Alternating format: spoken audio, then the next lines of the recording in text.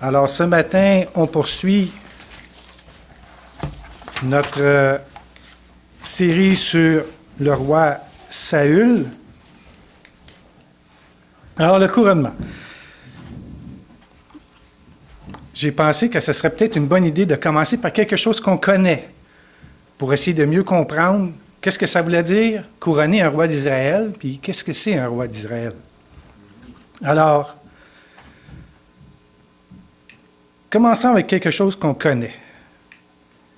Et ça va bien.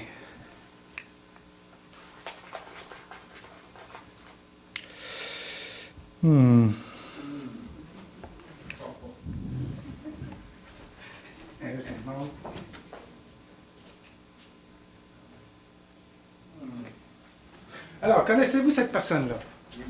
Oui, hein?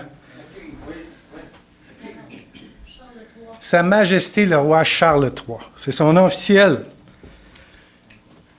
Il est roi du Canada. J'espère que vous saviez ça. Il est chef de l'État canadien. Ça, c'est peut-être un peu moins connu. Mais est-ce qu'on sait vraiment c'est quoi son rôle?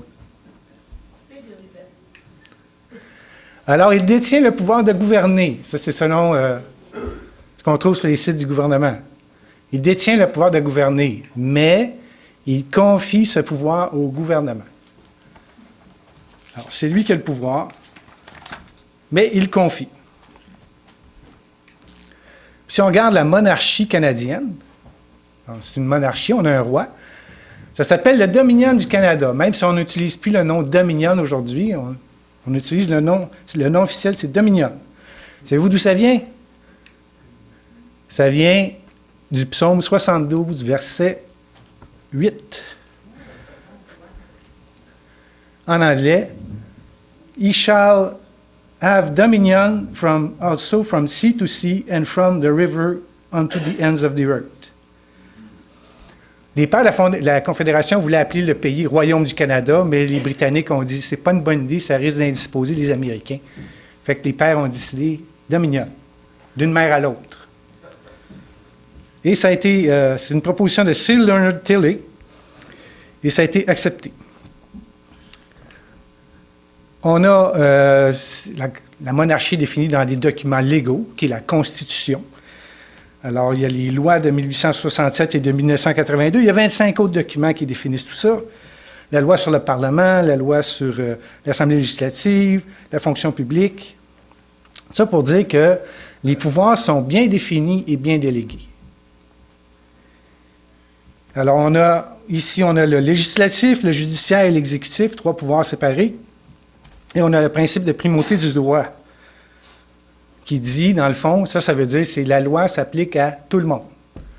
Le roi ne peut pas décider que la loi ne s'applique pas à lui. Il n'est pas au-dessus des lois. Personne n'est au-dessus des lois. Primauté de droit. Ça, c'est notre monarchie actuelle. Mais si on regarde dans le monde, il y a 29 monarques actuellement, selon un article du Washington Post, publié en mai 2023. Puis à ça, il y en a qui ajoutent la Cité du Vatican, qui considère ça comme une monarchie, puis le pape comme un monarque. Puis 42 pays ont des monarques. Alors, il y a différents niveaux de pouvoir quand on regarde ça. Il y en a 13 qui ont un rôle cérémoniel. Donc, le Canada, le monarque a un rôle pas mal cérémoniel. Ça veut dire qu'il ne s'implique pas tant que ça dans les affaires de l'État. Il y en a 9 avec des pouvoirs, si on veut dire, limités. Le roi a des pouvoirs, mais il y a un gouvernement aussi qui a des pouvoirs, puis ils se partagent ça entre eux. Puis il y en a 7 qui sont de type absolu. C'est-à-dire que le roi, il fait tout ce qu'il veut. C'est lui le boss. Alors, compréhension. On voit que les rôles et les pouvoirs des rois, ça varie selon les régions, les cultures. Puis, nous, est-ce qu'on est en mesure de comprendre la royauté en Israël avec nos lunettes culturelles qui peuvent venir déformer notre vision? Fait que c'est peut-être intéressant de regarder qu'est-ce qu'une monarchie. On va passer ça vite.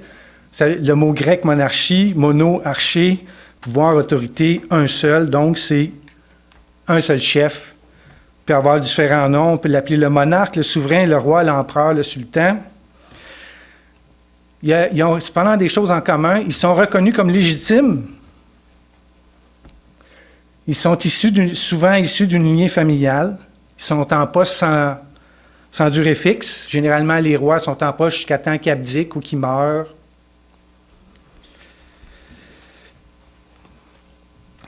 Et il y a un encadrement légal. Ça peut être légal, théologique, ça peut être les traditions. Mais on voit, c'est une personne à qui on confie un pouvoir. Et le couronnement, bien, c'est une cérémonie d'installation d'un nouveau monarque. Donc, on approche là, de notre texte, là, le couronnement de Saül, cérémonie d'installation d'un nouveau monarque. Ça marque l'accès officiel au pouvoir. Ça souligne l'engagement des partis, ça c'est important, on va y revenir, puis ça confirme la légitimité de celui qui obtient le pouvoir. Il faut que tout le monde soit d'accord qu'il est légitime. Alors, les objectifs du message aujourd'hui, on va essayer de mieux comprendre c'est quoi le rôle de Saül en tant que roi d'Israël. On va essayer de comprendre sa légitimité, son engagement, quel genre d'engagement il devait prendre, et son encadrement. Qu'est-ce qui vient autour de lui. Un petit récapitulatif de la série, parce que ça, c'est le 4e message qu'on a sur le roi Saül. L'idée, c'est on veut tirer des enseignements pour bien terminer notre vie chrétienne. On voit que Saül a mal terminé. Dans le temps des juges, on voit que chacun faisait ce qui lui semblait bon. Mais nous, on veut, j'ai combattu le bon combat, j'ai achevé la course, j'ai gardé la foi. C'est notre objectif à nous. Alors, courir la course, Hébreux 12, les versets 1 et 2, qui sont un peu le verset que j'appelle le verset phare ou le verset thème du message. Courons jusqu'au bout la course qu'on nous propose. Oui, c'est bien de courir, mais aussi regardons toujours Jésus.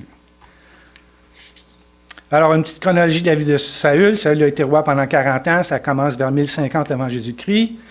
Quelques points saillants des messages précédents. On voit que le peuple, Israël, il y a des épisodes répétés d'infidélité envers l'Éternel. On voit aussi qu'il a péché en demandant un roi. L'Éternel, de son côté, il aime et il délivre son peuple. Il accepte de donner un roi. Il manifeste sa providence à travers tout ça. Samuel, lui, qui est juge et porte-parole de l'Éternel, il va préparer l'installation d'un roi. Il va guider Saül dans sa tâche. Puis Saül, de son côté, bien, il est choisi par l'Éternel. C'est lui qui a été choisi. C'est pas une élection, c'est pas une démocratie. C'est l'Éternel qui l'a choisi. Puis on a vu que ça faisait partie dans Deutéronome, que c'était vraiment le droit de l'Éternel de choisir le roi. Il l'avait dit, c'est moi qui choisis le roi. Il a été oint par Samuel et a expérimenté les signes accordés par l'Éternel. On a vu au dernier message les 3 signes de la providence de Dieu.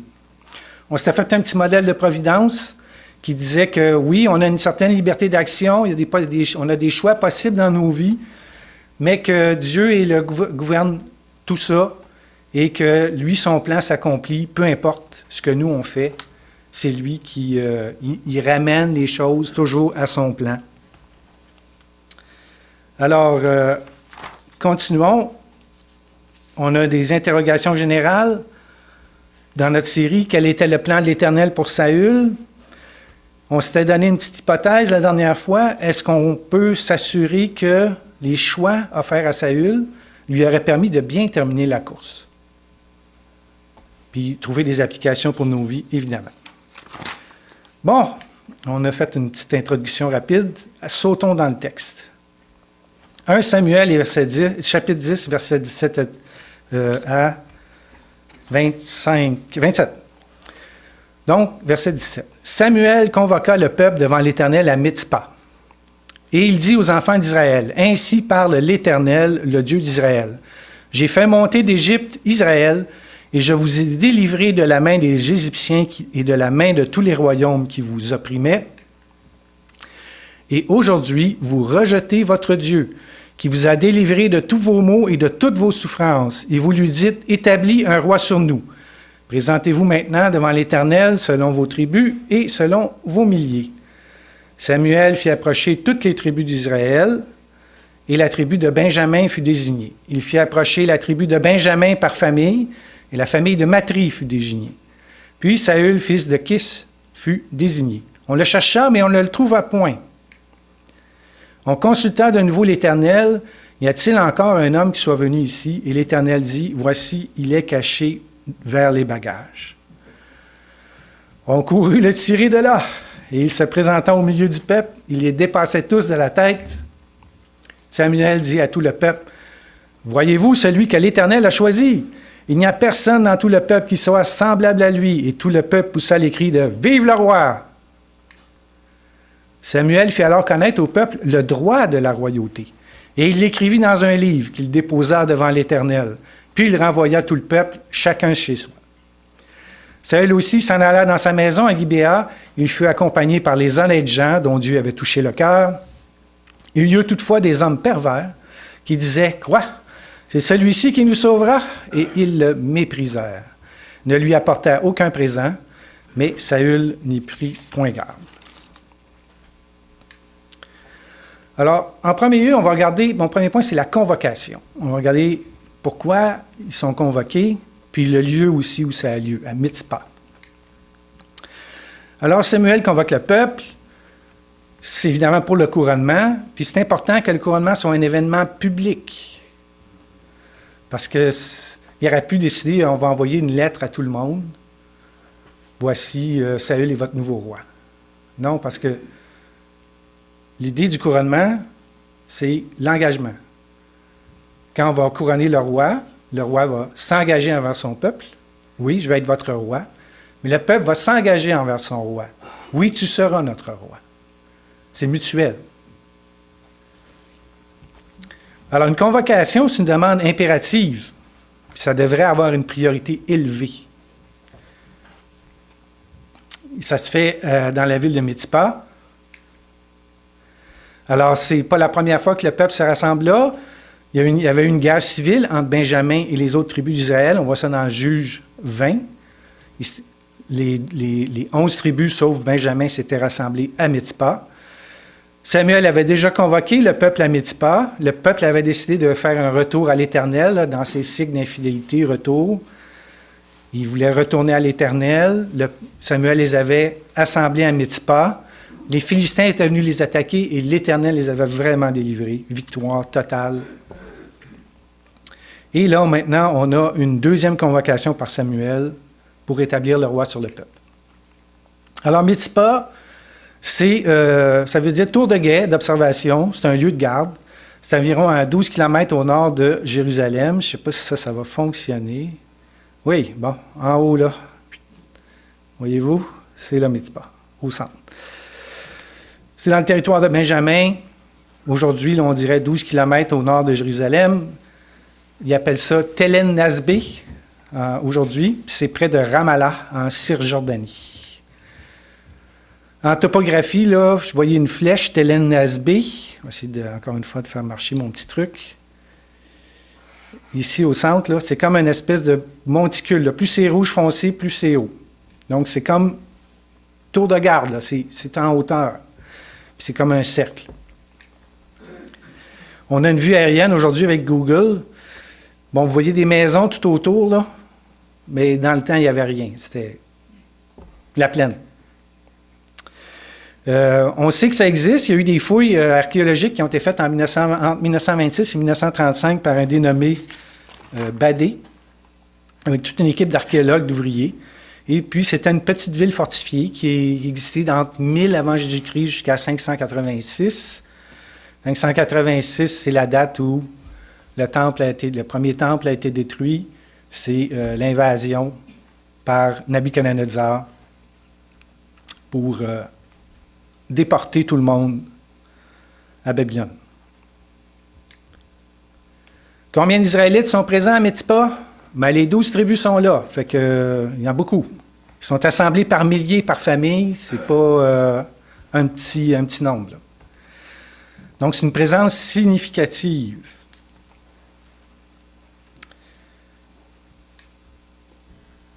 Puis, je pense qu'on voit là l'importance de participer. Fait que quand vous recevez une convocation, c'est important. C'est sûr qu'il y a des cas où on ne peut pas aller. Mais généralement, une convocation, si le juge vous convoque, préférable que vous vous présentiez. Votre patron vous convoque, peut-être préférable de se présenter aussi. Alors, c'est important. Une convocation, c'est quelque chose de sérieux. Puis, le fait qu'on se présente, ça manifeste aussi notre engagement personnel.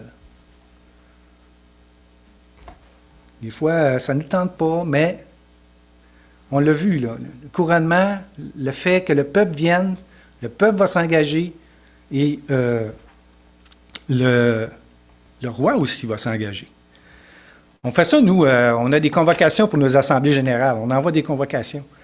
Puis notre trésorier ici, il fait un travail, préparer des budgets, puis il prépare des états financiers, puis il nous présente tout ça. Bon, je ne peux pas dire que c'est dans le top 10 là, des activités que je veux faire, là, assister à une présentation d'un budget. Mais n'empêche que, si on prend ça dans l'idée d'un engagement, bien, notre trésorier il vient, il se présente, il présente un budget, il s'engage, puis les administrateurs avec lui s'engagent à le respecter pour le bien de l'Église. Et puis, les membres qui viennent, qui regardent le budget, qui votent, bien, eux aussi, c'est comme un engagement à respecter ce budget-là. C'est comme un engagement mutuel qu'on se donne pour faire avancer l'Église, pour faire avancer l'œuvre de Dieu.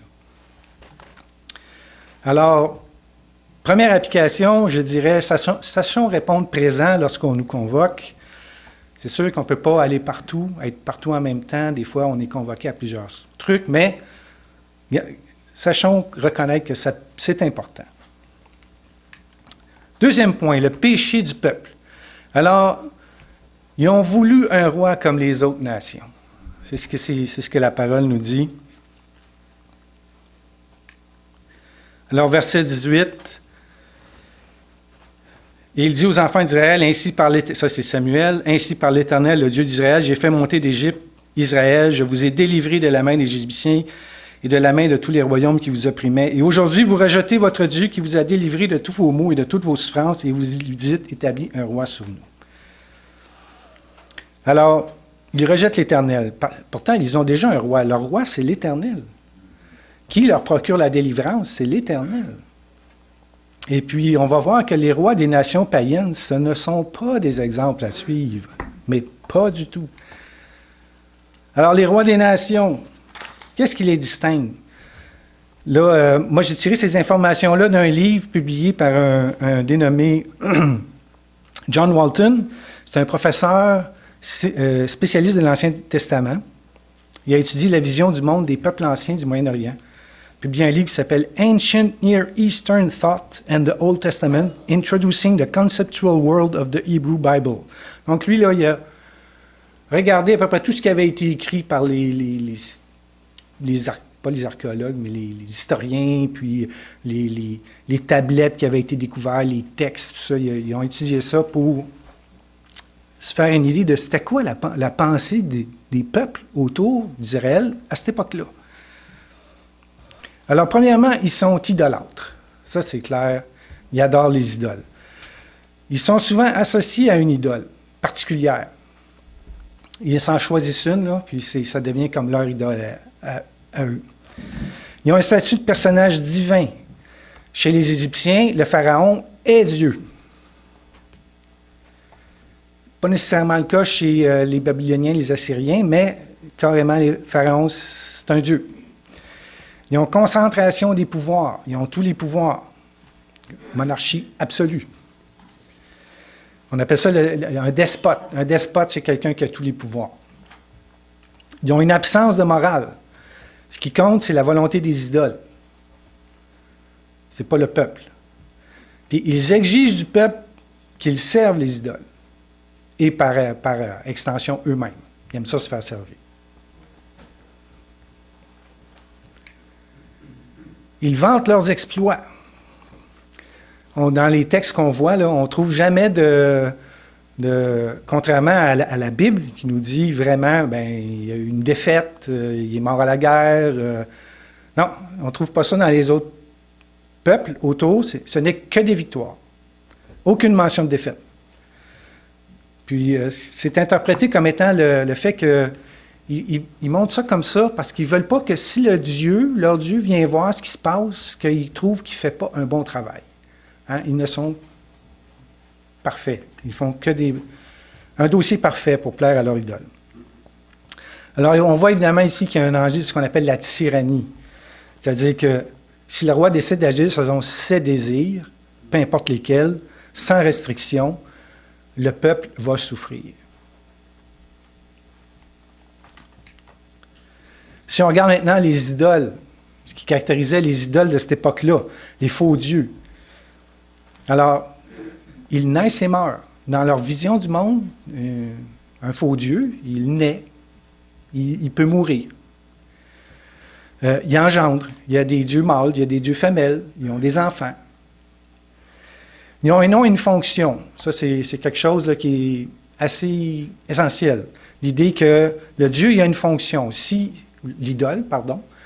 S'il n'y a pas de fonction, c'est comme s'il n'existait pas. L'idole Ré, en Égypte, c'était le soleil. Alors, si le soleil faisait passer, c'est parce que Ré avait fait son travail. Et puis, on voit ça un peu dans Exode 3, verset 13. Moïse, Moïse est devant le buisson ardent, puis Dieu lui dit, tu vas aller délivrer mon peuple. Puis là, il va dire, Moïse, qu'est-ce que je vais leur répondre quand les Israélites vont me demander quel est son nom? Ça, c'est la pensée du Moyen-Orient. La divinité ou l'idole a un nom, une fonction. Tu sais, c'est qui? Puis là, l'Éternel répond, je suis. C'est comme une bombe atomique, là. J'ai pas de début, j'ai pas de fin, je suis l'Éternel, c'est le Créateur. On continue avec nos idoles. Ils ont des besoins, des sauts d'humeur. On leur fait des temples parce qu'ils ont besoin de se reposer, les pauvres. Puis ils ont besoin de manger aussi. Fait que, puis des fois, ils pètent leur coche, je sais pas comment dire ça, là. Ils sont pas contents ou ils ont des sauts d'humeur. Ce qui caractérise aussi les idoles, c'est qu'il n'y a pas de révélation directe.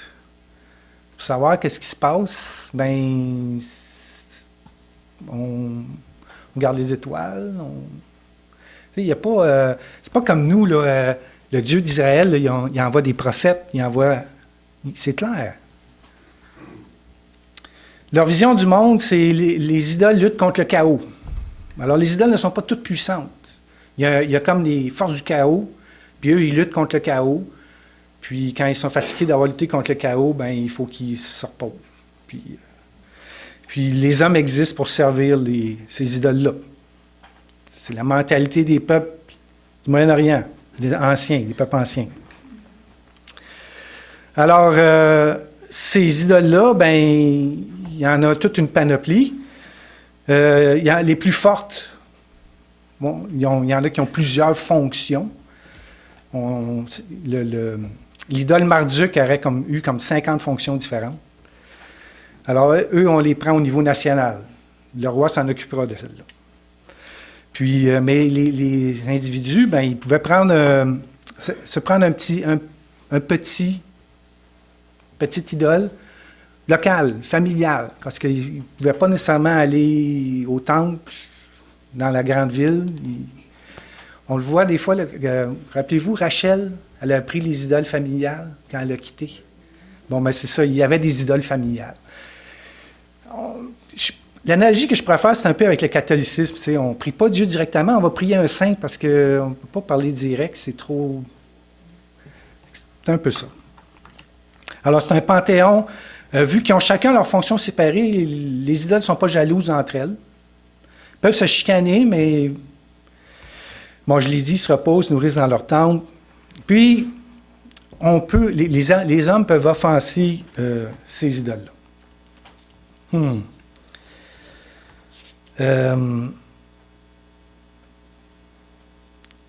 Là, quand vous offensez une idole, vous êtes comme... Premièrement, laquelle? Puis, qu'est-ce que j'y ai fait? C'est dans leur mentalité, là, quand ça ne va pas bien, là, j'ai dû offenser une idole. Mais qu'est-ce que j'ai fait? c'est pas vraiment. Fait que leur attitude, c'était, ben, je confesse, puis, ou je vais offrir un sacrifice, puis ça va passer. Là. Ils n'ont pas la notion nécessairement de bien et de mal.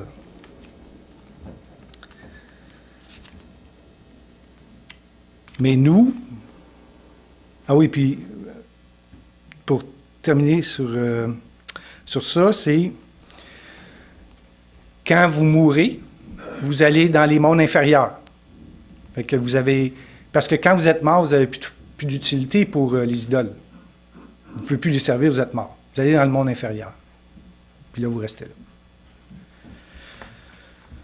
Jésus nous enseigne, par exemple, « Car Dieu a tant aimé le monde qu'il a donné son Fils unique afin que quiconque croit en lui ne périsse point, mais qu'il ait la vie éternelle. » Jean 3,16. Puis, pour ceux qui croient en lui, l'apôtre Paul souligne dans Éphésiens chapitre 2, les versets 4 et 7, « Mais Dieu, qui est riche en miséricorde à cause du grand amour dont il nous a aimés, nous qui étions morts par nos offenses, nous a rendu la vie avec Christ. C'est par grâce que vous êtes sauvés. Et il nous a ressuscités ensemble, nous a fait asseoir ensemble dans les lieux célestes en Jésus-Christ, afin de montrer dans les siècles à venir l'infinie richesse de sa grâce par sa bonté envers nous en Jésus-Christ. » Alors, on est content d'avoir Jésus.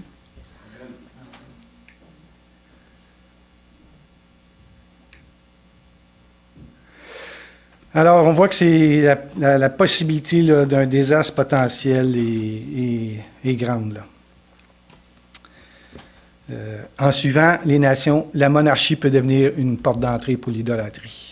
Puis on va voir plus tard qu'effectivement, il y a des rois d'Israël qui vont être idolâtres. Alors, application. Soyons reconnaissants que l'Éternel se soit révélé. Et la parole a été faite chair et elle a habité parmi nous, pleine de grâce et de vérité. Et nous avons contemplé sa gloire, une gloire comme la gloire du Fils unique venu du Père. Jean 1, 14. Et puis, attention à ce qui pourrait devenir une porte d'entrée des idoles dans nos vies. J'avais lu, vous connaissez Vernon McGee, c'est un prédicateur, il raconte une histoire que quand à ses débuts, il y avait une vieille voiture toute décrépite, là, puis il se promenait, puis il prêchait la parole de Dieu. Puis à un moment donné, il a rencontré une jeune femme. Et puis, tout d'un coup, il se met à prier le Seigneur pour avoir une meilleure voiture, plus belle, pour éviter, plus récente, pour éviter qu'elle tombe en panne et pour l'empêcher de servir le Seigneur. Mais je pense qu'il a réalisé que sa prière n'était peut-être pas tout à fait honnête. Fait que c'est ça. Des fois, hein, comme Israël, il dit « Ah, on veut un roi. » Mais qu'est-ce qu'il y a derrière, là? Attention. Alors, la désignation du roi, le tirage au sort. Actuellement, Saul a déjà été désigné chef du peuple, Nagid, ou Najid, je ne sais pas comment le prononcer exactement. Samuel lui a conféré l'onction. Il a expérimenté les signes premiers, je l'ai déjà dit. Il se prépare à entrer en fonction comme roi. Il est discret. Quand son oncle a demandé « Qu'est-ce que tu as fait? » il n'a pas parlé qu'il avait été loin pour devenir roi. On peut peut-être voir ça comme un signe d'humilité à ce stade-ci.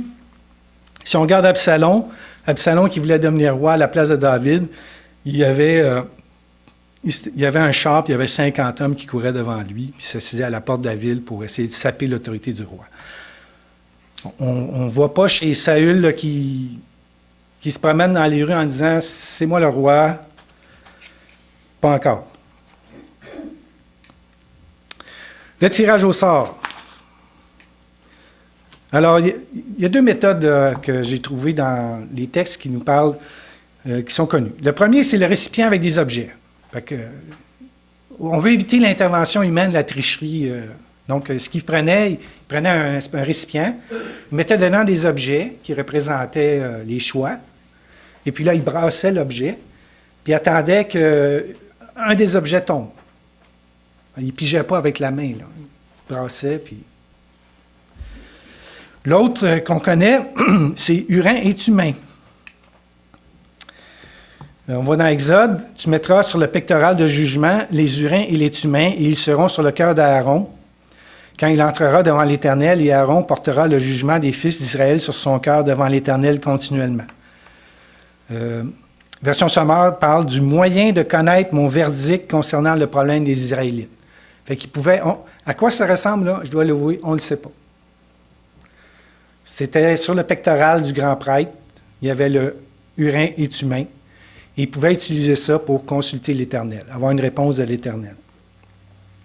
Puis on voit là, que ça pouvait répondre oui, ça pouvait répondre non. Il pouvait aussi n'y avoir pas de réponse dans l'Écriture.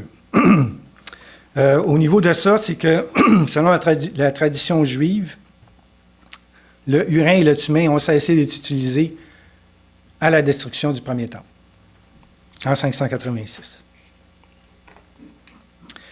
Les précédents pour utiliser le tirage au sort, on a la désignation d'Acan dans Josué.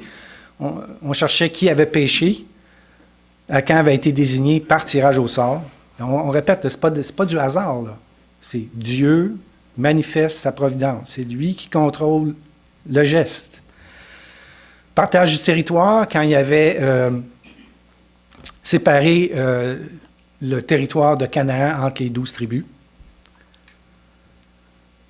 Des exemples subséquents, ça va être utilisé pour sélectionner quelle famille fournira le bois pour l'offrande au temple dans Néhémie, qui va habiter à Jérusalem, encore une fois dans Néhémie. Jonas dans la tempête, vous vous rappelez, ça a été tiré au sort pour savoir pourquoi la tempête venait sur le bateau, puis Jonas avait été désigné. Et ils vont utiliser aussi le tirage au sort pour remplacer Judas. Ça va être Matthias qui va être choisi. Notez qu'une fois que l'Esprit Saint arrive, on ne voit plus de tirage au sort dans la parole. Donc, ce processus-là, ça confirme la volonté de l'Éternel. Proverbe 16, 33, « On jette le sort dans le pan de la robe, mais toute décision vient de l'Éternel. » Puis, Proverbe 18, 18, « Le sort fait cesser les contestations et décide les puissants. » Pas de chicane, ça a été tiré au sort. L'Éternel a pris la décision. C'est une manifestation de la providence divine dans ce cas-ci.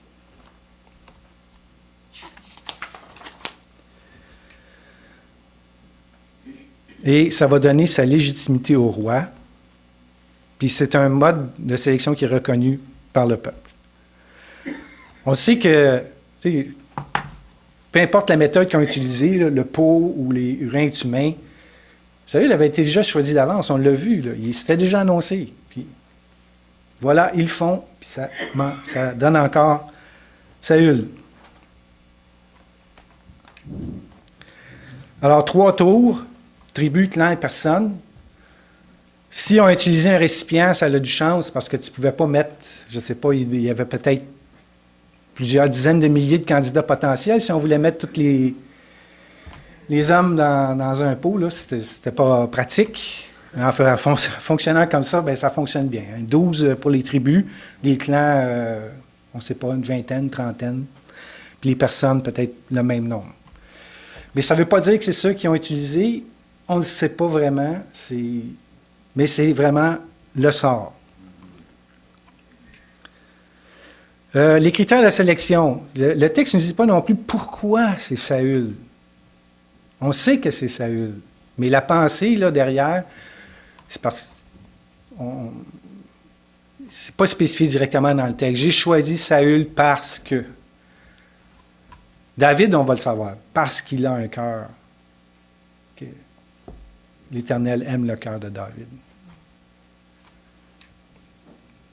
Alors, il est caché parmi les bagages. Est-ce que c'est de l'humilité, la peur de ne pas être à la hauteur?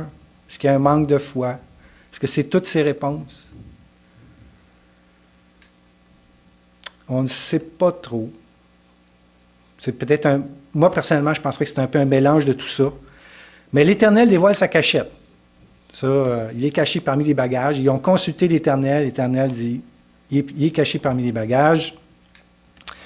Puis là-dessus, je vous dirais, ça ne lui est pas, on ne lui en tient pas rigueur, qu'il soit caché parmi les bagages. On comprend que c'est une lourde tâche. Tu vas devenir roi d'Israël. Tu étais agriculteur, tu deviens roi d'Israël, chef du peuple. Puis l'avenue est incertaine. Dans toute activité qu'on s'engage, nous, comme humains, il n'y a rien de garanti sur l'issue. Alors, on sait que l'Éternel sait tout, passé, présent et futur. Il gouverne le monde, mais pour nous, le futur est incertain. Puis, on aime ça réduire l'incertitude, nous. On va faire...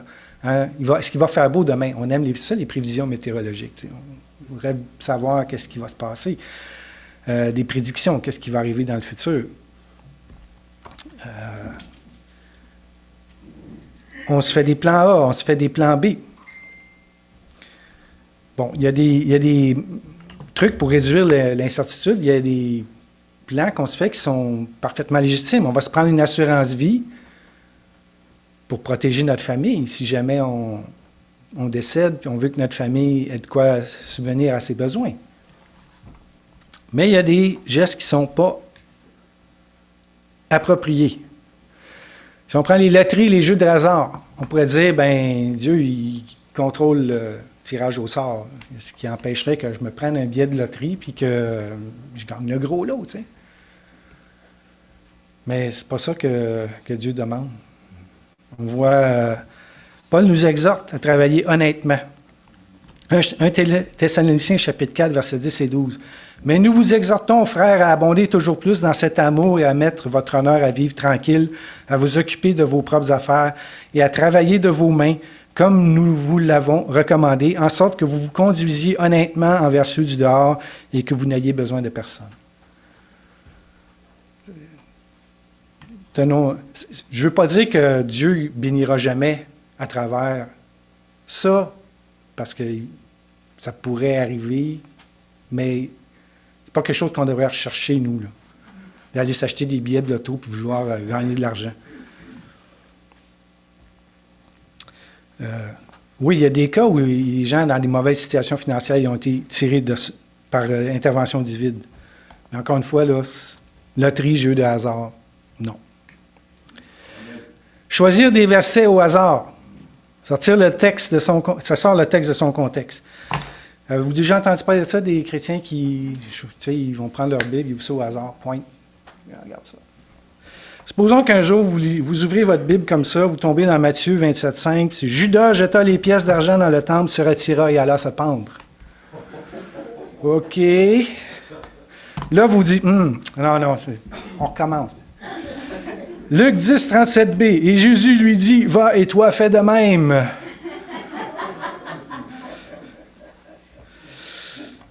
Là, vous pourriez peut-être être sous l'impression que l'Éternel vous demande d'aller vous pendre. Non. C'est pas ça. OK? J'ai sorti le texte de son contexte ici, là. J'ai pris des bouts. Il ne faut pas faire ça. On ne fait pas ça. Le psaume 1 nous encourage à méditer la parole. Méditons le texte entier. La divination, les horoscopes, les médiums. Oh là là, ça, là, c'est à proscrire absolument. Ça, c'est vraiment... Dieu décrit ça comme une abomination. On ne touche pas à ça. Deutéronome 18, les versets 9 à 14. « Lorsque tu seras entré dans le pays que l'Éternel, ton Dieu, te donne, tu n'apprendras point à imiter les abominations de ces nations-là. Qu'on ne trouve chez toi personne qui fasse passer son fils ou sa fille par le feu, personne qui exerce le métier de devin, d'astrologue, d'augure, de magicien, d'enchanteur, personne qui consulte ceux qui évoquent les esprits ou disent la bonne aventure, personne qui interroge les morts, car quiconque fait ces choses est en abomination à l'Éternel. » On se tient loin de ça. Application. On ne peut pas se cacher de l'Éternel. Saül, il s'en est rendu compte. Mais on peut se confier en lui, par exemple.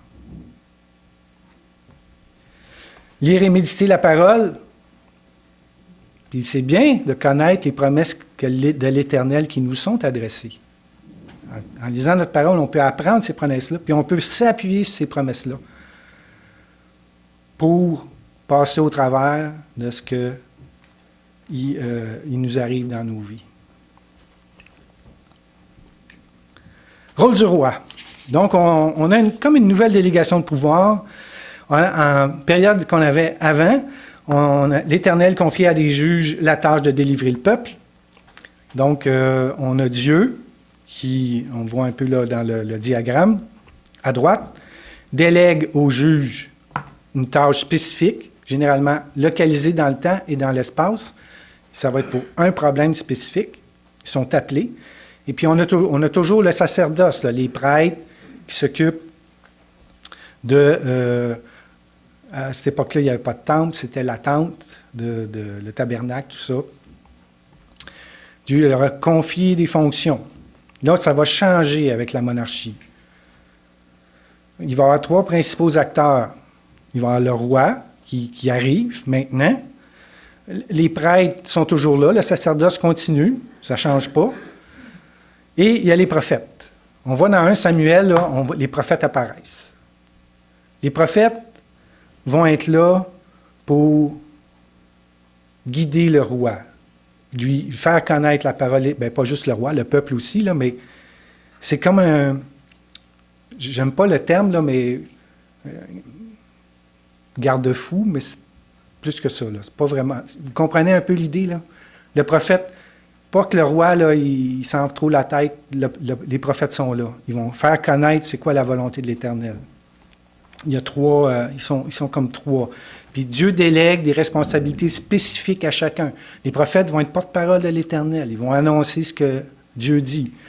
Contrairement aux idoles qui sont du néant, là, qui disent rien. Le roi, il va avoir un rôle précis, puis les prêtres continuent dans le rôle qu'il y avait avant.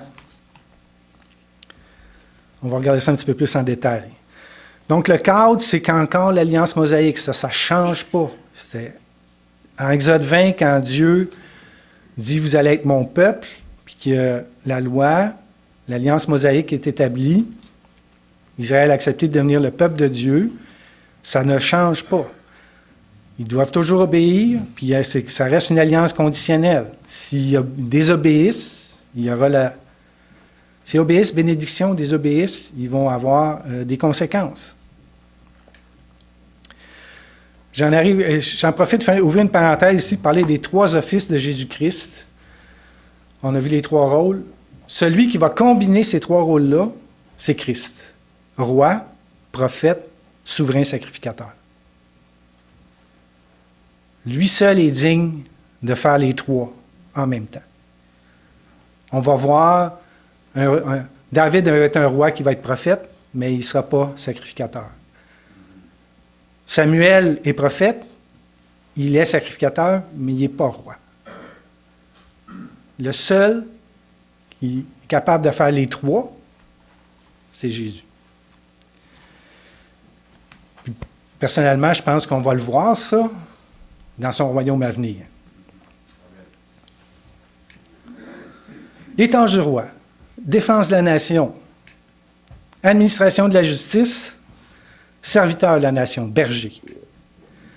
Défense de la nation. Demain à 7 heures, je t'enverrai un homme du pays de Benjamin, tu l'éloigneras pour chef de mon peuple. Il sauvera mon peuple de la main des Philistins. On le voit, c'était un des rôles de Saül, défendre la nation contre les ennemis d'Israël. La justice maintenant, où on voit au verset 25, là, ça nous dit que Samuel fit alors connaître au peuple le droit de la royauté. Et il l'écrivit dans un livre qu'il déposa devant l'Éternel. Puis il renvoya tout le peuple, chacun chez soi. Alors c'est le mot hébreu mishpat. Puis ça traite des aspects judiciaires. Je ne sais pas si vous vous rappelez, là, il y a quelques semaines, notre frère Romaric nous a parlé des définitions de la justice. Il y avait 3 définitions. Il y avait une qui c'était rendre à chacun ce qui lui est dû. C'est un peu ça, le judiciaire. Maintien de l'ordre. Alors, pour eux, le roi va s'occuper de ça. Nous, on a nos cours de justice. L'Éternel confie au roi de cet aspect-là. Mais il y a une contrepartie. Samuel annonce au peuple et au roi, je viens de vous le lire.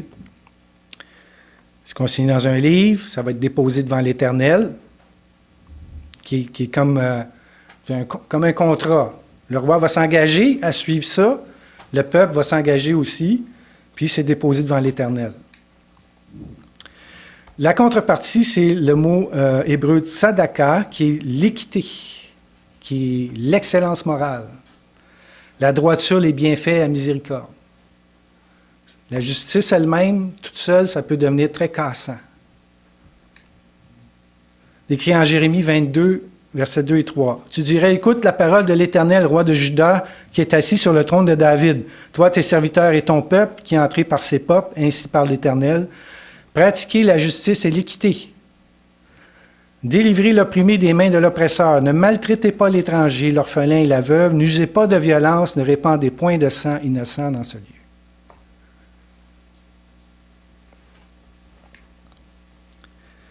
Pour faire cela, Saül va avoir besoin de support. Mais il n'est pas seul.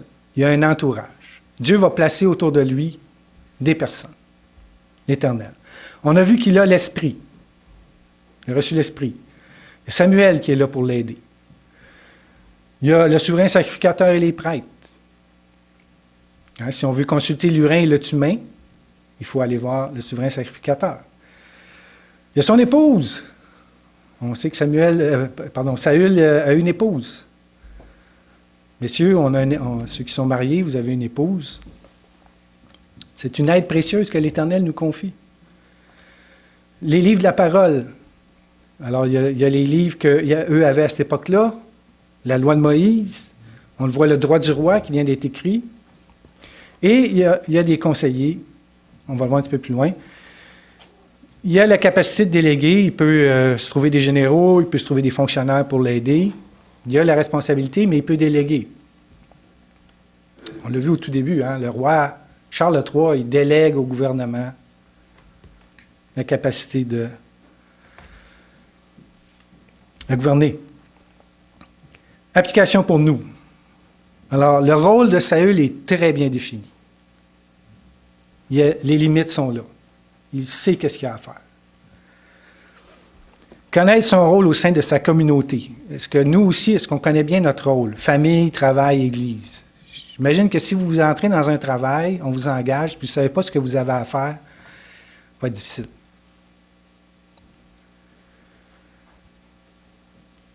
Le pouvoir absolu est à éviter. Ça aussi, c'est un danger. Sachons rendre des comptes. En fin de semaine, on était à une conférence. Le prédicateur disait qu'aux États-Unis, le tiers des églises avaient eu des fraudes financières. C'est énorme.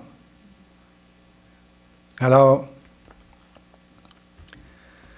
sachons rendre des comptes. Si on a une responsabilité, trouvons quelqu'un à qui rendre des comptes. Et en tant que aussi que fidèle, bien, privilégions une organisation où on peut rendre des comptes, où on demande des comptes. Pas dans le but, là, c'est pas la méfiance, mais c'est des saines pratiques. Le pouvoir absolu, là, c'est souvent ce qui va faire tomber les gens. Sachons travailler de concert avec notre entourage. Saül n'était pas tout seul. Dans une église aussi, on est toute une équipe. Travaillons ensemble. Les réactions. Saül est roi, au verset 24, il est maintenant Mélec. Samuel a dit à tout le peuple, voyez-vous celui que l'Éternel a choisi, il n'y a personne dans tout le peuple qui soit semblable à lui. Et tout le peuple poussa des cris, vive le roi. Il n'est plus seulement Nagid, il est Mélec. C'est réjouissant en général, il va y avoir du support, mais il y a aussi de l'adversité. Il commence son travail, là. Le couronnement est terminé, chacun retourne chez soi. L'engagement doit se traduire par des actions. Alors, il y a des hommes honnêtes qui vont le supporter. Dès le départ, le mot hébreu « shayil » est utilisé pour les décrire, au verset 26, qui veut dire « capable, vaillant, fort, vertueux, brave ». Dieu a touché leur cœur. Ces hommes-là vont accompagner Saül. En contrepartie, on a l'adversité. Verset 27, on dit qu'il y a des hommes pervers. Le mot hébreu « balial », méchant, sans valeur, sans intelligence, faiseur de troubles, vaut rien. Souvent, c'est le mot utilisé pour décrire des infidèles.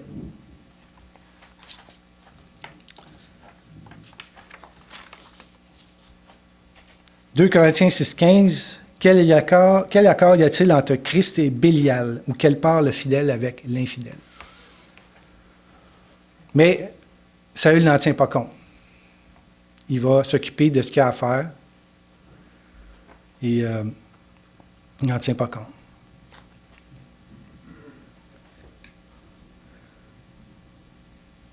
Je me demandais si ces hommes-là, ici, ces vauriens-là, c'était des gens qui voulaient faire entrer l'idolâtrie en Israël puis qui ont vu que leur plan avait été contrecarré par la façon dont Dieu avait organisé les choses.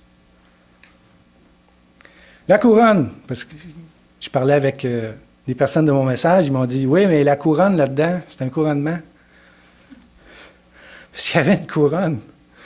Bien, c'est pas écrit. Il y a une forme. Eux autres, ils ne fonctionnaient pas nécessairement comme nous, là. Il y avait des chapeaux, il y avait un signe distinctif, certainement, qui distinguait le roi. Un bandeau, un chapeau. Mais on sait, par exemple, qu'il y avait une couronne, c'est mentionné dans 2 Samuel, chapitre 1, quand l'Amalécite arrive avec la couronne et le bandeau de Saül pour annoncer à David que Saül est mort. On voit la couronne de Saül est mentionnée là. Mais au couronnement, est-ce qu'il y avait une couronne? On ne sait pas. Application. Respect des autorités. C'est important de respecter ceux que l'Éternel a choisis pour nous diriger. On le voit, on l'a vu, comment sont décrits ceux qui supportent le roi, puis ceux qui méprisent le roi. Attention, par exemple, le respect n'est pas l'obéissance aveugle. À ce moment-là, Saül venait d'être désigné, il n'avait encore rien fait. Les gens l'ont. Ceux qui ont respecté, l'Éternel dit que c'était des hommes bons. On respecte nos autorités dans le cadre qu'il leur est défini. Administration de la justice, des trucs comme ça. Mais ce n'est pas l'obéissance aveugle. Puis on va le voir plus tard quand on va continuer notre série, un épisode où les soldats de Saül vont refuser de le suivre. On va voir ça. En conclusion, un petit résumé. On s'était demandé au début, est-ce que les choix offerts à Saül lui auraient permis de bien terminer la course? Eh bien, on voit que l'Éternel a mis en place un encadrement pour Saül. Il a donné un rôle, il donne un entourage. Il y a toujours l'alliance mosaïque. Il n'est pas seul, il n'est pas sans instruction. Samuel est là pour le guider, les prophètes. Saül a reçu de l'Éternel sa légitimité. C'est l'Éternel qui le rend légitime. Il y a les pouvoirs pour défendre la nation, administrer la justice. Il y a un encadrement, l'alliance, le droit du roi, l'entourage qui lui parle. Saül s'est engagé envers le peuple au couronnement et aussi devant l'Éternel. Puis le peuple s'engage envers le roi. On a un modèle de gouvernement différent des nations, avec un partage des pouvoirs. Puis l'Éternel se révèle à travers les prophéties au moyen d'une inspiration directe, ce que les nations n'ont pas. Les nations, quand on veut savoir ce que les dieux pensent, on va prendre un animal, on va le tuer, on va ouvrir, on va essayer de lire ses entrailles. Il y a des spécialistes de lecture d'entrailles. C'est ça. Les idoles, ben, c'est du néant. Le mot pour décrire idole, ça vend néant. Alors, les prophètes feront connaître au roi la volonté de l'Éternel. Et moi, je pense que l'Éternel récupère la situation. Le peuple avait demandé un roi. C'était péché. L'Éternel accorde un roi, mais il récupère ça. Il va placer quelque chose qui, si, encore toujours l'alliance avec si tu obéis, tu vas être béni. Mais si tu n'obéis pas, il y aura des conséquences. La suite, Saül les rois, il va assumer graduellement le pouvoir du roi, les pouvoirs du roi. Il va monter en statut auprès du peuple. On va voir ça dans la prochaine étape, la victoire sur les Ammonites. Et ça termine mon message. Alors, merci de votre écoute. Puis, on revient on verra la suite plus tard. Merci.